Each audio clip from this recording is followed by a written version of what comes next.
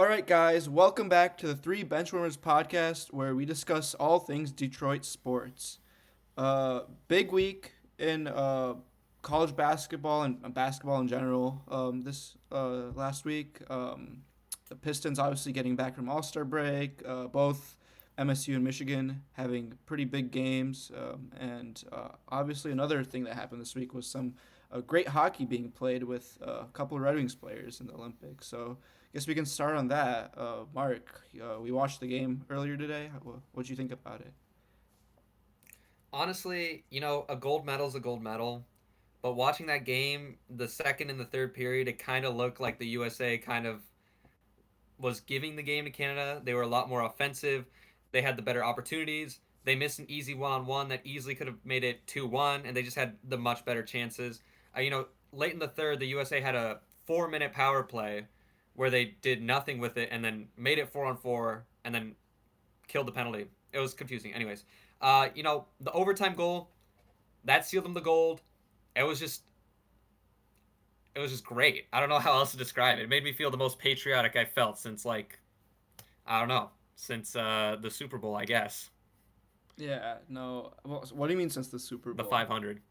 I was trying to think of something patriotic. I guess more patriotic would be the 500, but I guess.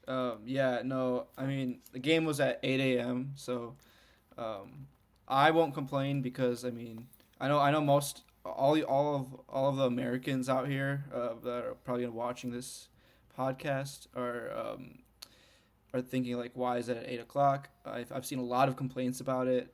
There's another. Like there's a world beyond our country, right?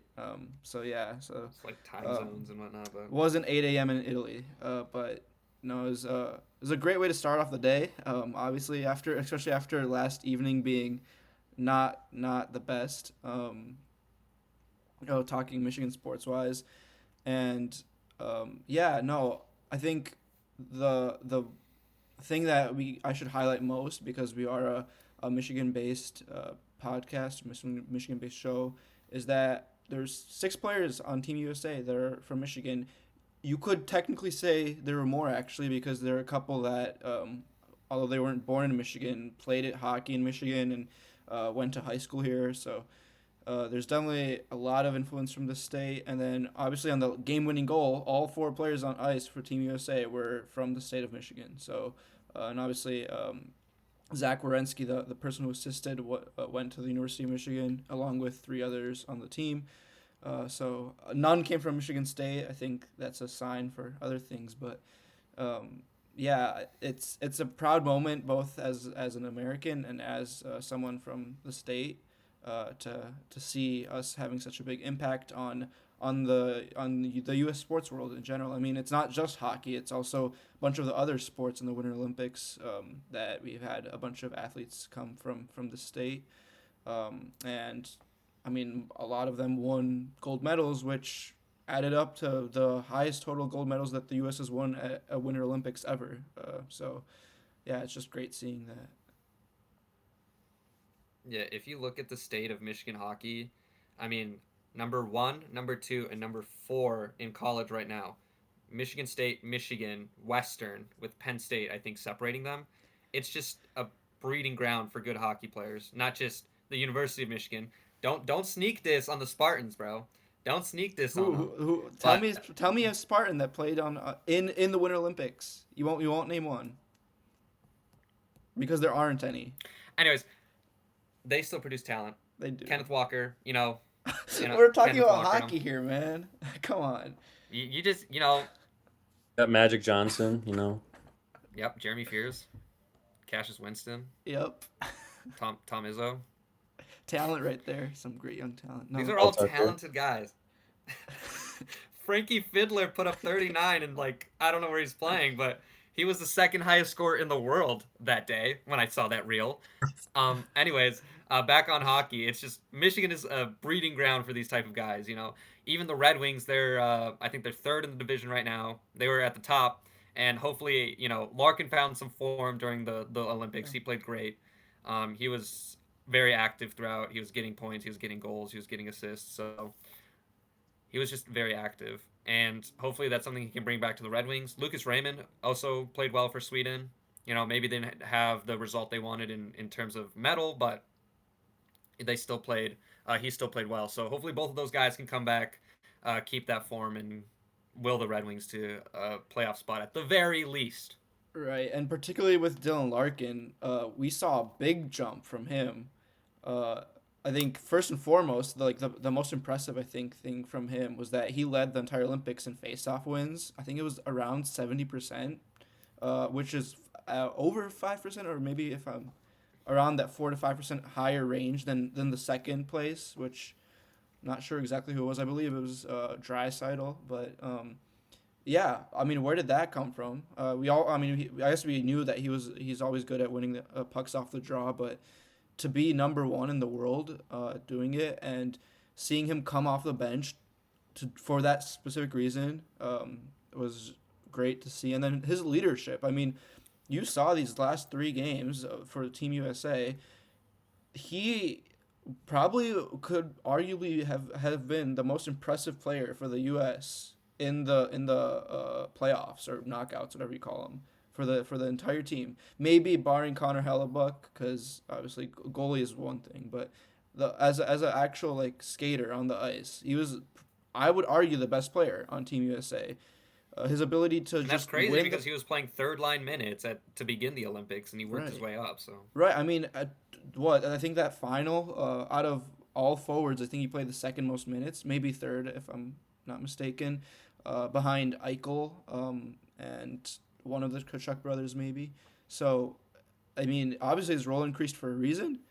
He showed his leadership. He was not only talented on as with the puck, but his work off the puck was something that honestly haven't seen him do for the Red Wings. Like he's been very good, don't get me wrong, but not to like if he comes back with this form, the way he hustled, I guess skated off the puck, off without the puck on defense, killing power plays, diving for the puck. If he plays like that, I mean that's a good sign for the future. And then lastly, I'll say he has never this entire career he has never had any experience playing in big games because he plays for the Detroit Red Wings. So I think he got to the playoffs a single year, the first year as a rookie, and then the rest of his career he hasn't seen the playoffs at all.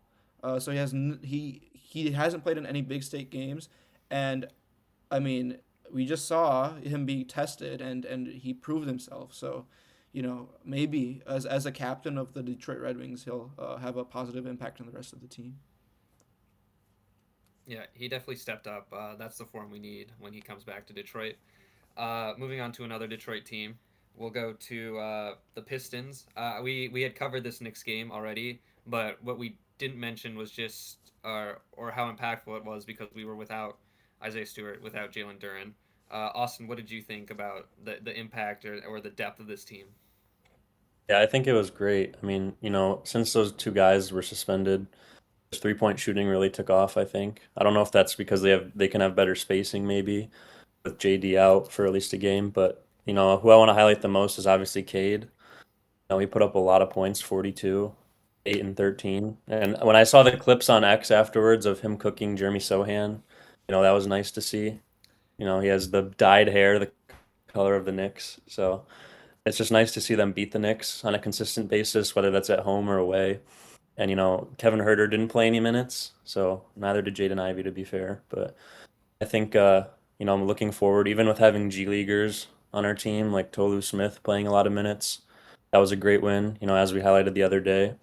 So I think just beating top talent is a good sign for the future. I think 90% of NBA champs in recent years have gotten to the 40 win mark before the 20 loss mark. So, the Pistons getting there with 7 losses to spare, I think is a really good sign for the future also, putting up a lot of points also. And moving to the game on Sunday, I know, unless you want to add something, Mark, but No, I got nothing. I was going to transition into this and just say Jaden Ivey didn't play. yeah, no, okay. Well, the Pistons did beat the Bulls. I know. Mark, what do you think? It's just like the last game for the Bulls before they played against the Pistons. Jaden Ivey went out and had a press conference, and it was sad. It was like I'm just not the same player I used to be. Like Jaden Ivey is dead, something like that, something along those lines. And it was just tragic, you know? Like, this is a guy who, even from Purdue days, like, he was fluidly moving, he was just electric. Even as a Piston, I thought, maybe he was developing faster than Cade at some point, at least in the jump shooting. He was a great three-point shooter before he got injured. He was getting to the rack. He was definitely more athletic than Cade. But I don't know. That's just not how it worked out for him. And you got to feel for him. I mean, even after he didn't play against the Pistons, they all went up to him and said, I know Jalen Duren said, "Yeah, that's my brother." Like, uh, it's it's rough out here. One injury and your career's gone. Right, and I was actually there at that game on New Year's Day when he got injured. So I know hindsight is 2020, but it's kind of absurd to see. Like, I saw him. I saw his what I mean. His career is ending. Like if he needs something big to change. Otherwise, he's gonna go off to, like, I don't know, play in Europe or play in China or whatnot, as all the NBA players do. When he was a really high prospect, I mean, just before he got injured, we were talking about him as if him and Cade were gonna rule the world. And then now it's obviously And even up Duran, to the trade not deadline, we not were not high on Jaden, him. but Jalen is now playing with Cade and doing, sort of fulfilling the role that Ivy was supposed to have. Well, maybe not the same style, but regardless, the second man to Cade. Um, it's quite sad to see just a player like that. He obviously had close connections to all the Pistons. Like you said, after the game, they all talked with him. So hopefully he can figure something out. I heard he's not playing not only because of, like, whatever, just the adaptation or his poor performances. It's because they're reevaluating his knee injury to see if there's anything they can do to make it better. Hopefully, It was like right knee hopefully he soreness or can put it something. on the injury that he's performing, and having, like, these mental, I don't know if lapse is the right word, but has these mental condition has the mental condition, like the poor mental condition that he has talked about. Hopefully we can put down the injury, and once that goes away, he'll start playing better. But yeah, you really got to feel for him. Yeah, I mean, in terms of the game, Jalen Duren came back and had 26 and 13, so it's quite obvious his presence was really missed. I mean, they still won the other games, but like just having him out there, getting 13 rebounds, and Cade is basically a almost triple double merchant. I mean, he is like 1 point or assist or rebound off every game. Mark, do you have any comments on B-Ball Paul's performance recently? He performed again yesterday. You know what? He is the best third string center in the NBA, and no one can tell me otherwise. Like, this is not even a hot take. This is the coldest take in the NBA. Mark, That be can you name another third string center in the entire NBA? Just out of curiosity. I'll get back to you on that. But I did want to put one more thing on the Jaden Ivey situation. He also got dealt to the Bulls, who kind of just traded their whole roster away for more guards. So he is behind Anthony Simons, Rob Dillingham, and just a bunch of other guys who they traded for. It's just not a good situation for him. But I will find another third string center, and I guarantee you, B-Ball Paul will be better. Yeah, well, that's the point. Gershon Yabusele. That's the point you made. You can't even think of another one. So I mean, Gershon Yabusele. isn't he a second string? No, goes he doesn't even play for the Knicks really. I guess, yeah. I Yeah, guess they he's have like, Cat. yeah, power forward more so than a center. But um, yeah, no. I mean that's the sign. I feel like because he's the only center that we know that's a third string. I mean, that just proves that he's the best third string in the center in the NBA. And Even as a backup, he'd probably be pretty high too, honestly. right, yeah. I mean, it's crazy to see these, like, I mean, G Leaguers basically. I mean, basketball Paul obviously isn't didn't come from the G League team, but like, regardless, he's still someone that wasn't considered even close to even, like, a rotation player, quite honestly. And to see all these players coming up and being so successful, is pretty valuable not only in terms of performance on the court, but as like trade pieces and trade assets to the team. Because when you have players with such low wages, and like don't have that much of an impact on the salary cap, and that having that many of them, I mean, gives the front office some room to work with. Thomas Bryant. There's a third string Fair center. enough. Speaking of, that came to mind because next week the Pistons, they have a gauntlet. They have the Spurs, the Cavs, and the Thunder. Granted, they're all at home, but you know the Spurs, I've seen in the power rankings, they'll fluctuate from the top three. They'll even be at one. Thunder and Pistons are like the team that are fighting for the best record in the league. And last time they played the Cavs, or at least the last time they played at home, they lost by 30. And I remember that because Thomas Bryant played. So the key is just it might actually come down to B-ball Paul because Jalen Duren is gonna get not injured, but he's gonna get tired. He's gonna have to guard Wemby the whole time. It's how well can he go in and kind of prevent Wemby while Jalen Duren is on the bench. I I think that's a big key for that game. I would if the Pistons are smart, I would disagree with you because if the Pistons are smart, they're not gonna put Duran or basketball Paul on Wemby, and we've seen this from a bunch of other teams. They put Asar? Asar or someone like a Tobias or Asar, someone smaller that can just constantly pester him and not let him to get any dribbles off, is has worked on Wembenyama as a recent. I mean, you saw this happen with Dylan Brooks and the Suns, where they just completely shut him down.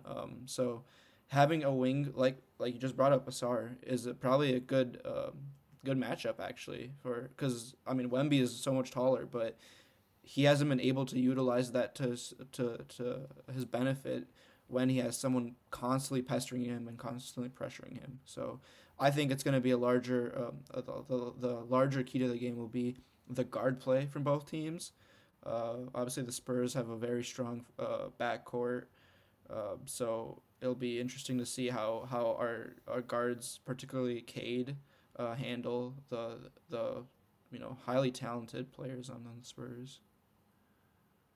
Yeah, I think it'll be pretty difficult. I mean, all three games, at least from like when last time I checked, they were probably top three favorites to win their conference and or the title. So I think it's really is a good proving grounds week for the Pistons as well. Like obviously, I'm not too sure who will be injured or who won't play for the Spurs, so I won't go too far into it. But I do think the other guards are quite a handful, so I think it'll be quite difficult. But even the Thunder, I mean Jared McCain had a good game the other day. Like they have like 11 guys that can just come out there and play at least. So it's like they're similar to the Pistons. Maybe they have better talent. Who knows? They paid a bunch of guys a bunch of money, but I really think it'll be a test. And the Cavs got James Harden too, so there's not really a weak spot anywhere this week. So I guess we'll see. But with the NBA, the rotations change every day, so it's hard to predict who will play for the Cavs, who won't. But Right. Mark, do you have any thoughts on the Thunder and how they'll deal with Shea and company? Here's what I'll say. I'll just leave it at this. All three of these teams, I'm pretty sure, are odds-on favorite to win the championship ahead of the Pistons. I think the Cavs are odds-on favorite to win the East over the Pistons. I think like no one thinks that the Pistons are a serious contender in the East.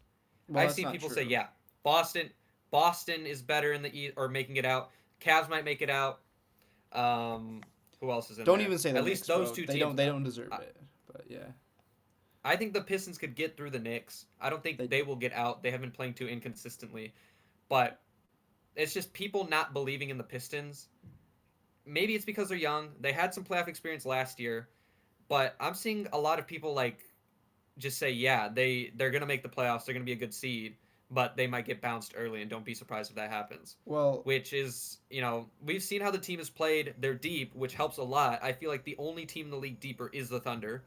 Correct me if you think there's another team that's deeper than the Pistons right now, well. but Let me just quickly interrupt because the Pistons are favorites to win the East right now at 27%. Cleveland is at 23%, which is the second highest team. So I, Just to, I, I guess that's also not from Vegas though. That's from prediction markets. But yeah, well, I'm sure Vegas is very close to that. that varies quite a bit. Yeah, Actually, according to ESPN, the Pistons are third in the East with best chances to win the title, as well as the conference, and ESPN like is sixth overall very to win the. false, but yeah.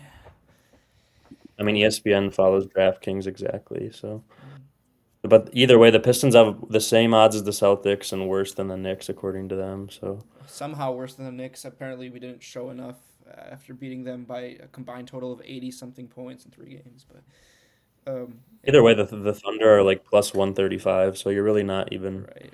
Mm. So what are we even doing I here? They're guess probably going to repeat. yeah. I mean, if we're gonna go off that Thunder, I didn't mean to interrupt, Mark. I guess I'll just get my point off real quick. Um, my if we're going off the Thunder, I think that game's just gonna be based on how the refs call it. Like that, I can already predict it. Obviously, the Pistons are very aggressive defensively, and Thunder tend to get to the free throw line a lot. I don't know if anyone's noticed that Oh. at all or anything, but so I it'll don't think really I genuinely depend on don't who think that was. Shea is leading the league in free throw attempts. I genuinely don't think that's a real stat. Oh. I don't think so. Yeah, no, I think it's. Anyways, No, I'm being serious. I'm being serious. Look it up. I guarantee you it's he's not number probably one. someone else, but Yeah, regardless, it's my Luka. point stands. It's Luca. See, my point stands. Luka averages Here's 11 a another guy. game. Wow. 11 attempts. Yeah, and Denny Advia's second. So I wonder why. You know, we'll go to we'll transition from the Pistons into a guy that Olix likes to think is very Shea-esque and Jeremy Fears in unethicality. They just had I think a prove it week. Kind of these are two teams that you have to show off against to give the fans confidence, and I would say they did that at like a 50% clip. Against UCLA, they did the job.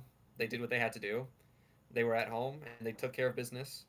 Against Ohio State, um, that first half from both teams was maybe some of the worst sports I've watched like in my lifetime. No one could make a shot. Either side, it wasn't even good defense. Like they were getting shots and they just couldn't make them. Trey Fort, for the third time on this podcast, hop on LinkedIn. Hop on LinkedIn. You go in there, huck up 2 to 3 terroristic threes a game, and you're only in because Divine Ugochukwu got hurt from a like raised floor or something, bro. Please hop on LinkedIn. You're so bad. It's infuriating to watch. He'll get the ball and someone I don't know who gave him the green light. I don't know who did it. It's infuriating. that was quite bad. He came in for 4 minutes today and put up 3 shots. And missed So all of them. and I saw all of them. They all bricked. Tom Izzo put in a lineup of Denham Wojcik, Trey Fort, and Jesse McCullough for 4 minutes, and Oh, that Jesse might have McCullough been the worst also threw up basketball a I've ever terroristic seen. mid-range shot too while he was at it. Oh my god! And he only got in because they were in foul trouble. All right, we're getting off track. Go. We'll start at UCLA. They played well there. We'll start there. Yeah, I mean, really, the main talking point is just 14 for 27 from three. I mean, they finally just shot well, and the game really got out of hand at the start. So the second half was a little closer, obviously. I think the main thing, we gave Mick Cronin some hate, but he literally just threw out his own player in the middle of the game. He ejected him without the refs even giving a flagrant two. So, and then afterwards he said it was my bad. So, I don't know what, Jamerson, he didn't seem very happy. Obviously, you don't need to do that foul, but I think the game was already like out of hand, 23 points by then. So, it's just I don't know what he's on. They just won against Illinois, but certainly a season for UCLA. I love Was not McCronin. surprised. I love him. He basically He's just just won Michigan the Big Ten championship, so I'm not gonna hate. Right, today is not the day to hate on McCronin, but yeah, no, Michigan State. Um, coming, I think these two games. I mean, obviously we can talk about Ohio State as a poorly played game, but I mean, at least their defense showed up. I mean, if Bruce Thornton wasn't on the court, what would the score be? Like they would have scored only like 23 points, I Bruce think. Thornton definitely put up more than half of their point. I don't know if he ended with 32. That's what I saw he was at last Like, time near the yeah, end of the game. like it has to be. Um, Yeah. So without Bruce Thornton, they would have scored only 28 points. So, um, that's quite embarrassing from Ohio State, and also a positive from Michigan State. I mean, if that if you're just gonna say, okay, I'm gonna let Bruce Thornton score and lock up the rest of the team, that's not a bad game plan. Too bad most of the teams they're gonna play, especially in the future in the tournament, aren't gonna only have one player on their team. So, um, doesn't say too much, I guess, but regardless, I mean, good to see them come back from the pretty bad loss against Wisconsin. Um, it's interesting that you were talking about all the rotation wing players. I think Scott had a particularly great game today in the second, especially in the second half. Uh, I agree. and these last couple of games, he's really been. I mean, we've been talking about it. Fears has been their lone person on offense. What it seems like for them for most of the season, and we really saw Scott step up these last couple of games, even a little bit against Wisconsin too. So, um, it's great to see for Michigan State that they have someone else that can produce, and then obviously he's only a freshman, so who knows how long he's going to play for the team, especially now with NIL. I mean, Izzo's probably going to want to pay him a lot of money to stay another couple of years if he does end up wanting to, go to the NBA. Yeah, he's been coming better and better every game. It's his sixth straight in double figures, so he's definitely helping especially with Jackson Kohler's recent struggles. Obviously from three, because that's how they usually won most of their first games in the season. But I think Carson Cooper making four mid ranges was quite interesting. A couple of them he just straight up pulled. They had designed mid range shots for Carson Cooper in this game. Like, what are we doing? And it was working. But why are we? Anyways, Yeah, he had 20. I mean, some of them were not like some of them were wide open, but some of them were just like he just felt confident enough to just pull it. So I think that's pretty important at least to not have two guys on the court that they'll just leave wide open. But I don't know. That was a good game from Cooper, so I won't hate, but I think it was good to pull out that win rather than in recent years they've lost that game to Ohio State at home. So I think they'll get back on track and look towards Purdue on Thursday to see if they can get out of this slump the last month or so. Right. And speaking of just a quick, players just who, a quick tidbit. Hold on, I hold on, guess, hold yeah, on. yeah, go Just a ahead. quick tidbit. Didn't Jackson Kohler? I thought did he went 3 for 3 early in this game for threes, right? Did he end 3 of 4? I Because am I not sure. He remember finished with nine they were points, talking so about it. They were talking about it, and he was kind of quiet. But when he was getting the ball and scoring, it was from three. So he was their leading 3 point scorer. Or at least percentage wise to begin the year. And just one more thing on Michigan State is that Jeremy Fears is the first person since 2023 in D1 basketball to have 5 straight games of 10 plus assists in a row. So he is now leading the nation in assists per game over Braden Smith. So if even if he doesn't always get it going, kind of like Cade sometimes when he can't get it going on offense. I'm not saying they're similar players. I'm just saying in this aspect, he can at least make a difference in energy and providing for his teammates. So Yeah, I mean today wasn't his particularly best game in terms of distribution. 8 assists and 4 turnovers. I mean compared to his 10 plus turnover assist games, and usually he's pretty secure with the ball. Not today, um, but yeah, I think it's both a result of him being really agile and fast as a player, and being able to create angles through his footwork, but also at the same time him being the only player on the team on offense. That tends to happen when you're the only guy that's allowed to take up the ball, take the ball up the court. That you're gonna have more stats than other players, and he obviously can't shoot at all, so he has to pass the ball. So I mean, if he's able to learn a jumper, gosh, these next 2 years, I mean, Michigan State is going to be really good. But I mean, hold on, hold on, we hold still on, haven't hold seen on. Is anything. this Jeremy Fears glaze coming out of number one Jeremy Fears hater? It's not Is he glaze. I mean, Austin? Are you seeing this? I Number one wouldn't call Jeremy it Fears glaze. hater I think turns to you the know you turns know to the what I was light gonna and sees I that was Tom Izzo is doing something with Mr. Fears. all right. Well, Mark, by the way, I think it's funny to point out. Mark is right by the location where the game was just played.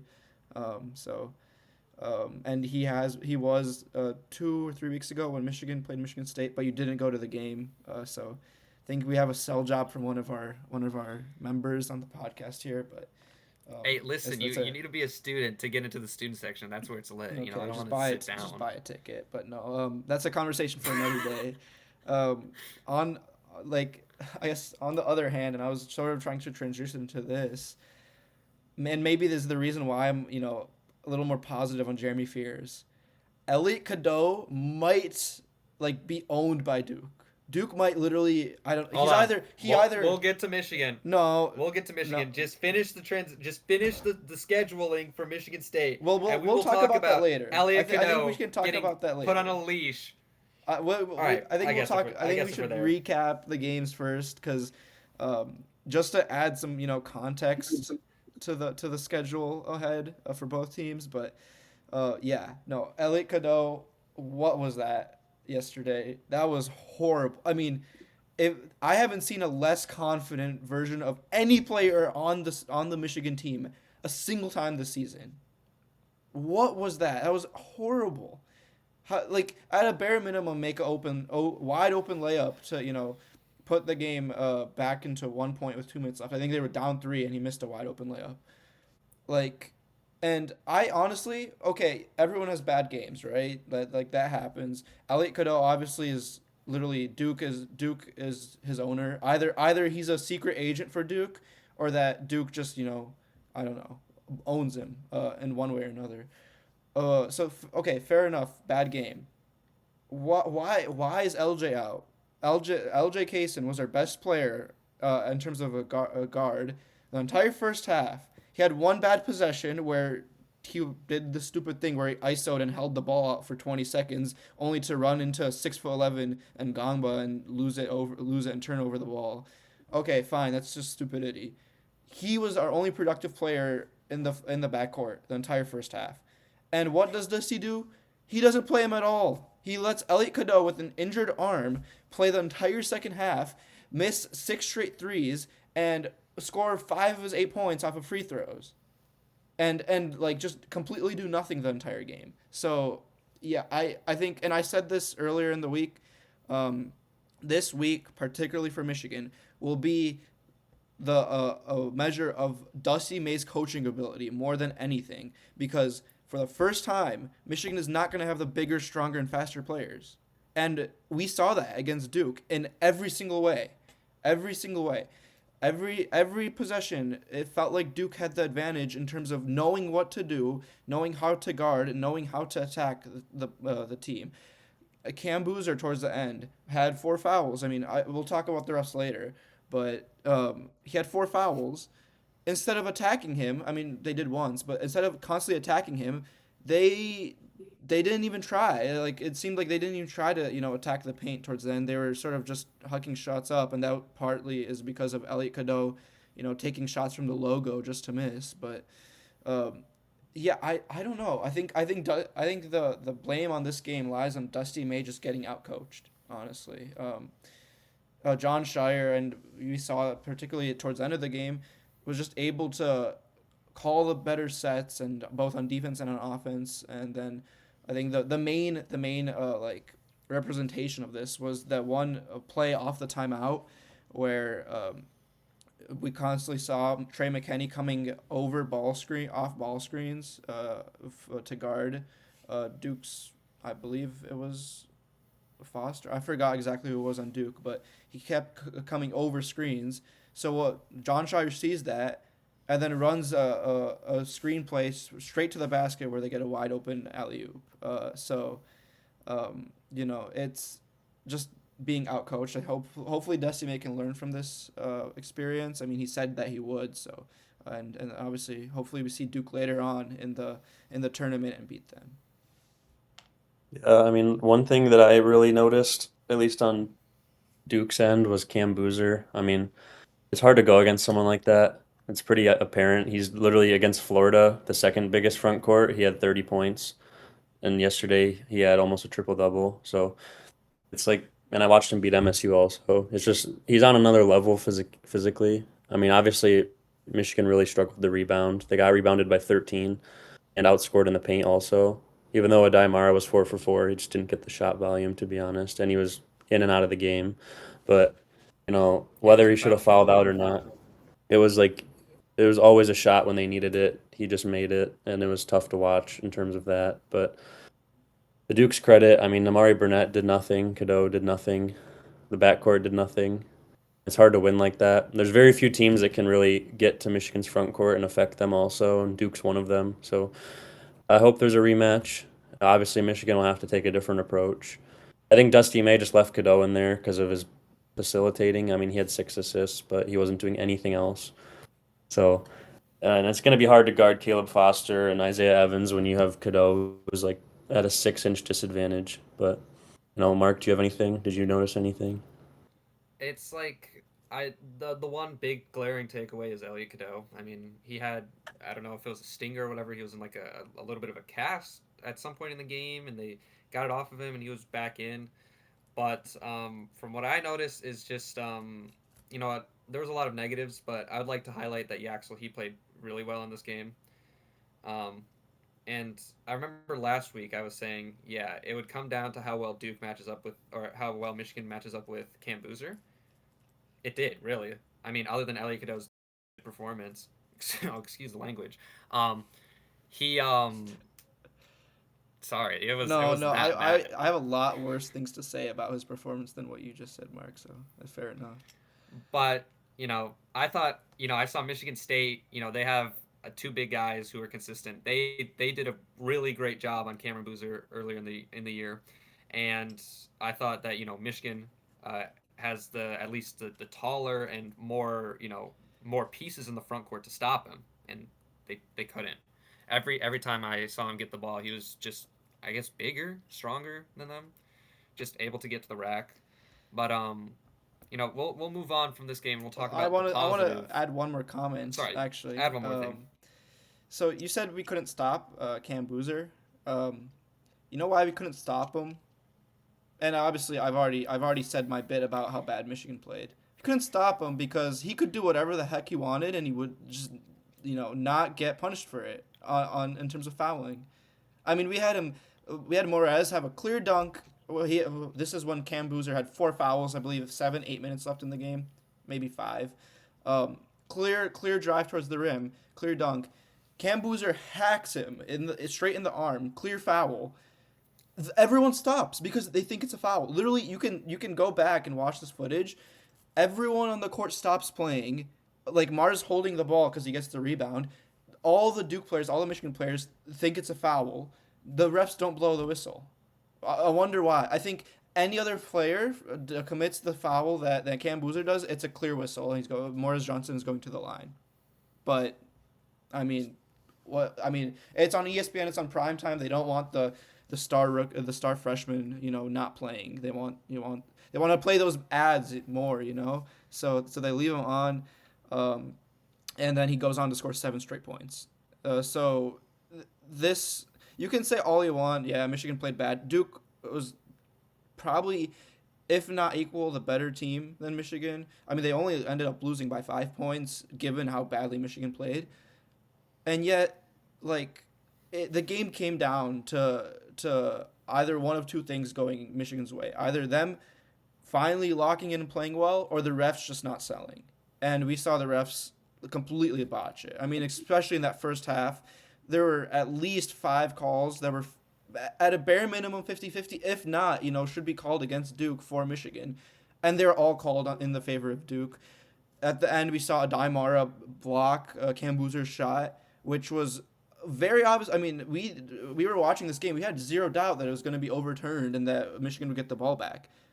No, apparently it wasn't enough to overturn it, even though the ball was clearly going up. Like you could literally, the camera angle they had, the ball literally It went looked to be at the over apex, so it went at over the very the least. square above the rim. It was past that line as soon as he touched it, meaning the ball was still going up. If that's not more clear, I don't know what is. But yeah, they for some reason didn't call it. So, um, I mean, every single ESPN game I've seen has been a ref job. I think ESPN does a horrible job, anyways, at presenting games. I mean, this all the score bugs and the ads on top during the games were horrible. Not even talking about the fact that every single TV timeout is longer than the game itself. So, Yeah. I Oh my think gosh. thankfully we don't have to watch a March Madness on ESPN. I mean, the women do, but. Yeah, for the men's tournament, thankfully it's on CBS. So speaking of CBS, I like their score bug a lot. I mean, they it's very simple, and they'll instead of bonus, they'll put 1 and 1 because bonus and bonus plus can be a little confusing. Like bonus in the NBA is one thing, and then you transition to college, and it's 1 and 1. Anyways, uh, let's talk about this win in Mackey. This should have been like it is still a staple win. It's still a great win. Oakland only lost to Purdue by like 7. So, it shows that there's I don't know what that shows. But it's a good win. As you said before, they haven't won in Mackey for a little bit. So to go out there and beat Purdue from, beginning to end, it never looked. I mean, there was some points in the second half where maybe there was some uncertainty and like maybe they were gonna come back a little bit, but no. Trey McKinney near the end, he drew a three like with 5 minutes left. It just keep him about like 10 points above for the rest of the game. So Yeah, Michigan shot 57% from three, so they definitely went in there prepared and also performed well, shot well. Obviously, their game plan was quite effective. Just let Trey Kaufman-Renn put up shots and get whatever points he's going to get, but then shut off the three-point shot. Purdue only made 8 threes.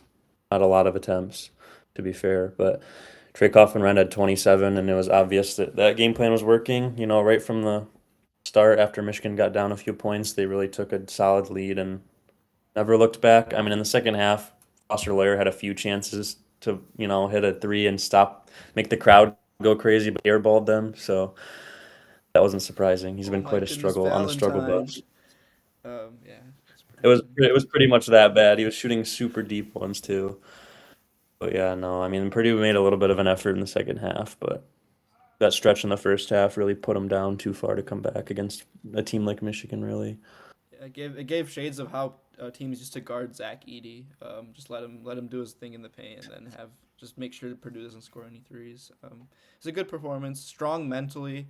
I think it really contrasts with how they played against Duke, where they were obviously very lacking in confidence. So yeah, I mean you could hopefully, like I said, they learned from it. We saw Yaxel post game. Um, we saw Yaxel post game interview with after the Duke game, and it didn't seem like he was in it. They asked him a question about Cameron Boozer, and he started laughing and didn't even answer it. Had Morris Johnson take the question instead. So um, sometimes you really doubt this team's ability to have their head in the game. We've seen it happen at home games too. Like before games, we see Axel just going off and signing. Like the team has to wait on him next to the tunnel after warm ups because he's out there signing jerseys and taking pictures with fans. yeah, he's a people's guy, man. Let him So He's the people doing yeah, yeah, he's that for doing some him. They're dunks the from the reason he's out field there. too. I don't know. I think you can do stuff after the game, especially if you win, but not like games like yesterday. You can't be just cracking up jokes and disrespecting the other team after a loss like that. That's I sure I've said my fair share about Jeremy Fears and his attitude and the way he plays. By the way, he kicked someone in the balls again today. If you didn't see, um, but yeah, Yaxel needs to step up his game because I can't I I don't know can't if really that's stepped defend up. him that much if yeah, I can't. Like I said, I can't. Like Mark said, I have to. If if Yaxel's doing things like this, I have no choice but to glaze Jeremy Fears because, I mean, I can't do the whole moral thing, ethical balling thing because Michigan apparently isn't the best at that either. So Yeah, let's just move on to for both teams. We talked about their weeks. You know how the rest of the season's gone. They each have a few games left. Selection Sunday, 21 days away. So March is around the corner. I don't know how much it'll matter for Michigan State. I mean, maybe in terms of seeding, but I think they're both firmly in the tournament. But yeah, Olix, bring us through. Just read off who Michigan has to play, not just this upcoming week, but the next week. I know they play Michigan State at home at the very end of the season. So who do they have in between? Right. So this Tuesday, they play at home versus Minnesota. Me and Austin will be there, hopefully, to see them win and clinch the Big Ten title, regular season title, at least the shared portion of it. And then they go on to play Illinois on the road on Friday. And then the following week, during the week, they play Iowa away, which is a pretty rough game. I think that's quad one. And then they finish off by playing Michigan State at home. So, not the hardest of stretches this team has seen this season, at least in my opinion, but certainly not a blow off either. Yeah, I think Minnesota. I mean, they'll obviously be prepared because there's something on the line. But Minnesota's played a lot of close games. I don't think they'll be close this week, but they should have won a lot more games than they have. They just have royally choked half their season away with a new coach. But yeah, I think playing at Illinois, Illinois had some crazy struggles defensively the last couple games, and they've dropped a few. So we'll see how they perform at home, but they're always capable on offense. So, and it's a road game. But Iowa, I mean, Iowa hasn't really beaten too many good teams. They beat Nebraska, but they're just like a net merchant. They did good out of conference. In conference, they get blown out by 30 to like Purdue or MSU, and then beat the other teams. And then obviously MSU, they're not probably playing for much besides the rivalry at that point, hopefully. But we'll see. I don't know, Mark, do you have any thoughts? It's a stretch of games that Michigan, realistically they have to win like two of those games just to make sure they get the Big Ten. I'm not saying they should take their foot off the pedal. I think what is it, the top four teams in the Big Ten they get the triple bye now I in think the Michigan already tournament. Yeah. clinched that, but yeah. Okay, yeah, but getting that regular season title. I mean, we know last year that doesn't always mean that you're gonna do great things. As the Spartans, they didn't win the tournament. They have the title and they made it. They did make it further than Michigan last year, but the season doesn't end after Big Ten play, and I think that's really important to see because once we left Big Ten play for this Duke game, some of the weaknesses did show. Um, and I really do think that Michigan's performances for the remainder of the year depend on the consistency of Elliot Cadeau. Can he string together? I'm not saying just based off this last game, but through the whole season, he can swing a game either way. Like Northwestern, he's the reason kind of why they dug themselves in a hole there. Not in Duke, he was the big reason why they lost. It's just can he string together like once you get to March? Can he string together five straight performances where he's locked in? He doesn't even have to play like hit just well, just like a good game, like let's say 10 points, 6 assists, one or two turnovers. Can he string together those performances consistently to get Michigan all the way? Because I feel like that's what it comes down to as in terms of Michigan.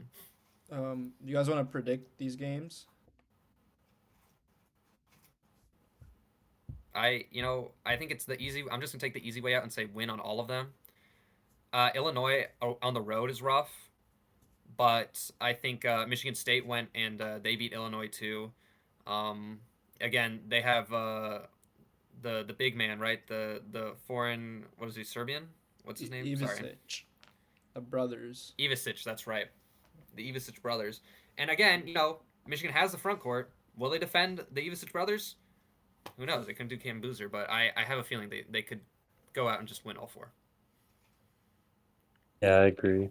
I mean, I think there would probably be a close game in there, but I think the other two, at least Iowa and Minnesota, I'm pretty confident in at least. I know it's on the road, but Iowa's like a different team than the past. If it was past years, maybe they could lose, but they don't really shoot the same volume from three with the Samford brothers as they used to. So I think it'll be a low scoring game, but Michigan should definitely win that game. I don't know. I think they'll go 3-1, um, and lose one of those three games against Illinois, Iowa, or Michigan State, and I think they have equal chances at losing any of those three games. Uh, because I mean Illinois is the best out of those three teams, so that's why they can lose that game. Obviously, if Illinois shoots excellently from three, we saw what happened when Wisconsin did that against Michigan. So that can easily be a loss. Iowa is just a trap game. That all depends on Michigan's mentality. As long as Yaxel isn't going to be signing fans' jerseys before games and taking pictures and doing TikTok live streams, I think they'll be fine. That's not the problem. But That's not the problem. That is not the problem. You can do that. The people are there for the players.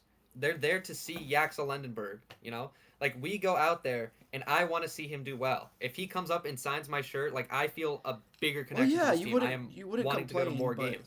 you'd think that. I know Dusty May is telling him not to do these things. That's all I will say. As a coach, I would be telling my player not to do these things before games for many reasons. So, and then it obviously impact. He's a leader on the team. Like he's setting an example. So, um, like I said, the team's mentality is we saw this. We saw what happened last time they locked out for a little bit. They started almost losing games and they ended up losing one game to Wisconsin. Hopefully that doesn't start back up again. And then last game against Michigan State, obviously rivalry game. Anything can happen. I don't. When was the last time Michigan swept Michigan State? I literally there's like so many stats on this. Probably like 2018, if I had to guess. Was If it they did it that 2018? year. So It was If I had to definitely pick a a long year, time ago. Yeah. So uh, doesn't happen often for a reason, and so that's why I'm scared about that game. But yeah, no, it's statistically speaking, it's more likelier than not that we that we lose at least one game. And then from those three, Minnesota. God, I hope we don't lose to Minnesota. If we lose to Minnesota, I'm gonna be our episode next week is not gonna be very very positive. But positive. I digress. Yeah. So that's what we think about Michigan. I mean, we kind of covered the Michigan State game. Austin, bring us through who MSU play in these next 4 games. Again, I thought if this game was in Breslin, they could have a chance against Michigan, but being in being in the Chrysler, it's different. They lost in the Breslin already, so that doesn't give me confidence for them to go on the road and put up a good performance there. yeah, Sorry, I'm kind of under stadium pressure with this take. Um, but I want to see MSU do well. I really do, but not against this Michigan team. I don't think they'll get it done. Who else do they play this week? Or they that play they're at playing next Purdue week? and then they play at Purdue at Indiana and then Rutgers at home. So I realistically I Reasonably, think Purdue. 2-2 sounds reasonable. I do think that Purdue has shown some weakness this year at home, especially. They let Keaton Vogler put up 40. They let Michigan beat them by 10, and they didn't look like they were in it against Michigan. The crowd was doing a great job. I'll give them that. But I think Michigan State could go in and win that game. I'm probably just trying to be optimistic here. They probably will go 2-2 these upcoming games, but I wouldn't be surprised if they do end up beating Purdue. But my biggest gripe is just if they can get the 3-pointer going like they did against UCLA, there's not much weakness to that MSU team because their biggest weakness right now is getting scorers. Like besides Jeremy Fears, Cohen Carr stepped up early in the week against UCLA. He's been stepping up. I think he's averaged 13.9 points in the last 5 games, something like that, or in the second half of the season. So he's definitely been making improvements in his scoring. He's definitely become a better shooter at least, but again, it's just getting more offense going for that state team. Right. Yeah, I mean by this point in the season, I mean even if they go 2-2, I don't see their like seeding range moving too much, but they're already kind of firmly at the 4 seed, but I think it's definitely a chance to move them up.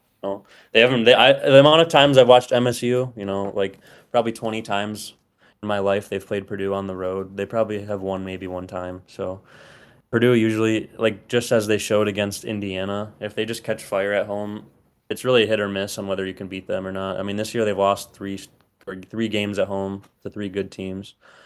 But in my experience, it does not usually go well. I mean, they might shoot well or they'll shoot bad. Who knows? It's just not a great place for anybody to go play. And I'm sure they're always going to be home favorites unless they play Michigan, obviously. And as well as playing Michigan on the road, it's not looking too great. But even Indiana on the road, to be honest, I mean, they might even be maybe one They're a point favorites. last four out team, Indiana, right, of the tournament, from one of the graphics I saw. So it's not like an easy game, but It's just hard to win in Assembly Hall, to be honest with you. Yeah. Hot yeah. take. I think Michigan State will go 3-1 in this next game. These next couple of games, with their only loss most likely being to Michigan. But they still have a chance in that one. To be honest, I honestly, you can say whatever you want about like Mackey and Purdue, but there's just a sense of like hope that Michigan State will walk in there and just not let the Purdue's offense function at all. Like I said, we've made this point many times in the past. Defense travels. So if their offense is already underperforming, like not much is going to change there, right? However, on defense, like it, I mean, given how Michigan State have performed in the past, and given how Purdue have performed against stronger teams, I honestly don't think Purdue's that great. I mean, you have obviously you have the three main players on their team: Fletcher Lawyer, Braden Smith, and TKR. But besides those three, they have zero production at all, like completely. And if one of those three players don't play too well, which we saw against Michigan, I mean, Braden Smith had a horrible first half, and Fletcher Lawyer thought he was Stephen Curry shooting from the logo every time. If I mean, if we see Purdue get phased like that at home against Michigan's defense, who is good, but I don't think has the same like physicality per se that Michigan State's does. Um, Not saying that Michigan State has a better defense. I'm just saying like the physical threat of Michigan State is probably better than Michigan's. Then I can see a Michigan State victory this Thursday, and I mean hopefully I guess as a Michigan fan it really doesn't matter to me who wins this game. But I mean I obviously don't really like Purdue because of Hold on, can I bring in some yeah. unbiased opinions to weigh in on this? Sure, go ahead. All right, guys. Michigan State, they play, you know what? They play Michigan in 2 weeks in Ann Arbor. Who do you think wins that game? Probably U of M. All right, never mind. They said U of M. Oh, okay. Yeah. Anyways, I see you have some company there. so even the MSU fans don't have faith in that one. We talked about both of these, really small schools, and we're, just waiting to talk about the triumphant Oakland. That's why we're all here. They lost to Green Bay. So Isaac Garrett, he finally came back from his ankle injury, and I think he put up a whopping 1 for 9 from the field, and just put on a disaster class performance. Oakland does this thing where they stay really close in the first half, start to choke away in the second. Looking back on this, I don't remember. I think I remember Green Bay winning by more, but yeah. And actually, this is being recorded during Oakland's game against Milwaukee. So let me pull up some live stats from that. Right now, close 5 minutes left in the second. Oakland is up 66-63 at home. Milwaukee's a good team. You have to beat them. And Brody Robinson, 13.7 assists, 3 of 6 from the field. I genuinely don't think Brody Robinson has sat on the bench this year. I think he's averaging 40 minutes a game. What's his face? Coach Campy has 7 guys that he likes and just keeps them out there. Not even. He has 5 guys that he likes, and he'll rotate 2 guys in for like 2 or 3 minutes. It's the team also got some injuries early in the year. Marmouche, he tore his ACL. He was another piece off the bench. Michael Hogue was injured to start the year. But here's the thing: right now they're falling from first to third in the Horizon. They need to start getting these wins, get a better seed in the Horizon League tournament to then make March Madness and drop off both MSU and Michigan because they're winning the title if they make it. I mean, it's that simple. It really is. Wow. Other than I've seen that, some Mark. yeah. What do you think about Green Bay's coach? They lost Green Bay, and he's been Oh, on the news a lot recently. So so I think it's he's pretty. just what happens in the Horizon League stays in the Horizon League. I don't know how if one of the big name coaches like a Dusty May, Tom Izzo, they behave like that. That's national news, right? Like they're calling for his head. Green Bay coach, you can just go into the press conference and just absolutely just speak whatever, no filter. That was pretty It's funny. Yeah. what Quite a happens in the conference, Horizon League Mark. stays in the Horizon League. It's great to see the Horizon League getting some, finally getting some sort of recognition nationally. Yeah. Last time that happened was when Alright. Oakland beat Kentucky. Dropped off Kentucky. Yep. So any viewers, if you're confused watching, that's the same team that had Jack Golke and beat Kentucky.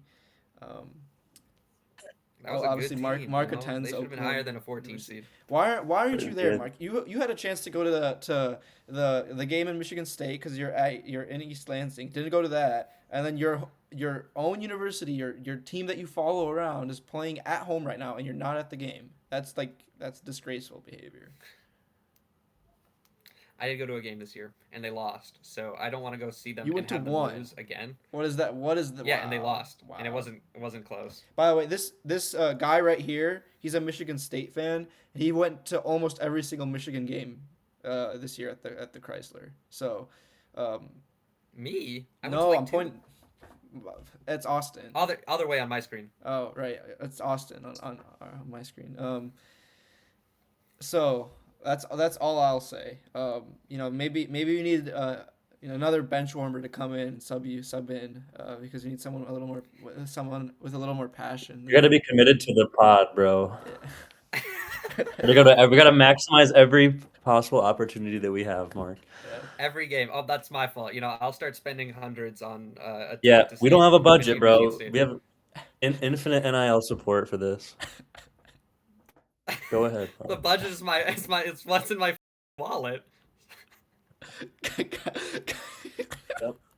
That's two for me. Wow. All right. Anyways, we'll leave it at that.